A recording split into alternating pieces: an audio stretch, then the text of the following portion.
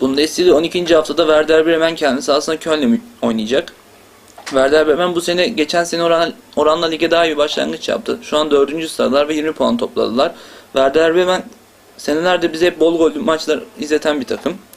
Hücum hattı gerçekten çok iyi olan bir takımdı. Bu sene de o özelliğini koruyorlar. 11 maçta 20 gol attılar. Bu Bundesliga için iyi bir oran.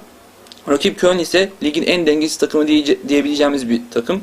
Bir hafta kendi sahalarında sürpriz bir mağlubiyet alıyorlarken ertesi hafta deplasmanda yine yenilmeyecek bir takımı yeniyorlar ve 3 puan dönüyorlar.